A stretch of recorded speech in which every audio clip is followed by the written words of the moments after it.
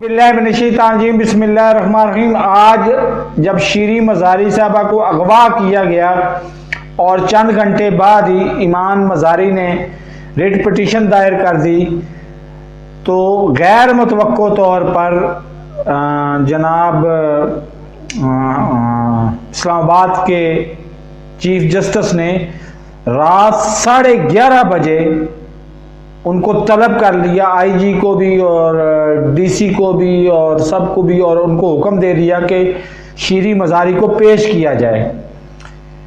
अच्छा, ये बड़ा ही ना अच्छी बात थी, बड़ा ओब्लाइज करने वाली बात थी कि जी उन्होंने बगैर कोई एक लम्हा ज़ाया किए उन्होंने हुक्म दे दिया कि चंद घंटे के अंदर अंदर उन सारों को पेश किया जाए। पेश किया गया, अगवा साबित हो गया, उन्होंने उनको रिहा कर दिया। लेकिन इस मौके पर 2-3 बातें बड़ी नागवार सामने आईं। एक तो ये कि जी ईमान मज़ारी इनडायरेक्टली फिर साथ शीरी मज़ारी, और शीरी मज़ारी के साथ फिर पीटीआई भी शामिल हो जाती है, और पीटीआई का मतलब है इमरान खान, कि इनके दरमियान पाकिस्तान आर्मी और इमरान खान के दरमियान कुछ इख्तलाफात मौजूद हैं।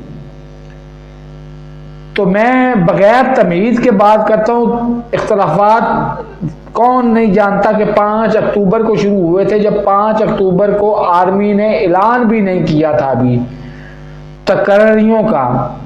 तो मैंने पहले खबर ब्रेक कर दी थी कि नदीम अंजुम साहब को DGISI बनाया जा रहा है। 6 अक्टूबर को इन्होंने बाकायदा ऐलान कर दिया।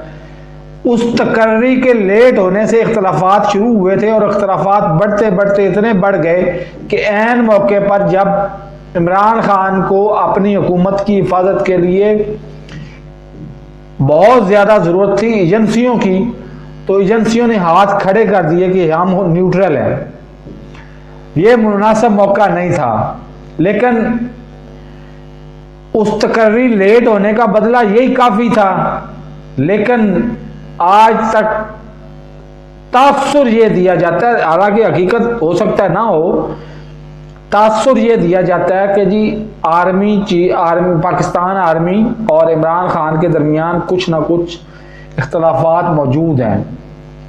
तो मेरा जवाब इसके बारे में ये है कि घर में जब रहते हैं 5-4 2 बेटे होते हैं, 2 बहनें होती हैं, एक बाप होता है, एक माँ होती है, 6 बंदे रहते हैं, उनमें भी तो लड़ाई होती है।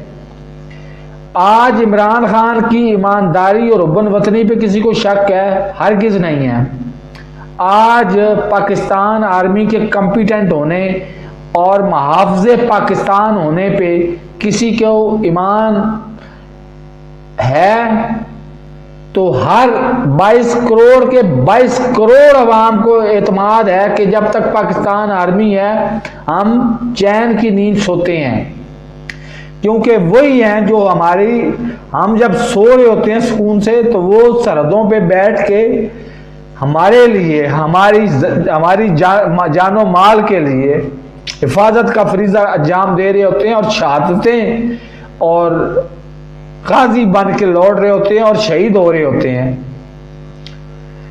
तो ये कोई इतना बड़ा इख्तिलाफ नहीं है जिसको ख़त्म ना किया जा सके। ये मतलब दोनों को अच्छी तरह से पता है, पाकिस्तान आर्मी को पता है कि ये हुब्बुल वतन भी है, वतनी भी है इसमें, और ईमानदारी भी है। और इमरान खान को ये पता है कि पाकिस्तान आर्मी को मुझसे ज़्यादा ज़रूरत है पाकिस्तान को पाकिस्तान आर्मी की। तो फिर क्या वजह है कि इख्तलाफात ख़त्म नहीं होते? इख्तलाफात फ़ौरन से पहले ख़त्म होने चाहिए, ताकि हम जल्द से जल्द सालों का सफ़र सेकंड्स में तय करते हुए हम अगले इंतख़ाबात की तरफ जाएं, और इसको अना का मसला बनाए बगैर अगले इंतख़ाबात में हम इसी वज़ीर-ए-आज़म को वापस लाएं और उसी एजेंडे पे काम शुरू करें जिस एजेंडे पे हम पहले काम कर रहे थे। क्योंकि हमें पता है कि आजकल की मौजूदा हुकूमत अगर कायम रही तो नौजुबिल्ला हमारा एटमी प्रोग्राम भी खतरे में चला जाएगा। वो हमें माशी तौर पर इतना कमज़ोर कर देंगे कि हमें एटमी प्रोग्राम पे भी समझौता करना पड़ जाएगा। तो मेरे इस चैनल को सब्सक्राइब नहीं किया तो सब्सक्राइब कर लें, साथ रखे बेल आइकन को दबा के ऑल नोटिफिकेशन को ऑन कर दें और मेरी इस वीडियो को ज़्यादा से ज़्यादा लोगों में शेयर करें ताकि लोगों को पता चले कि पाकिस्तान आर्मी और इमरान खान के दरमियान कोई इख्तलाफ है भी सही तो वो घर का झगड़ा है, वो कोई इतनी बड़ा इख्तलाफ नहीं है, वो 1 सेकंड में हल हो सकता है। अल्लाह हाफिज़।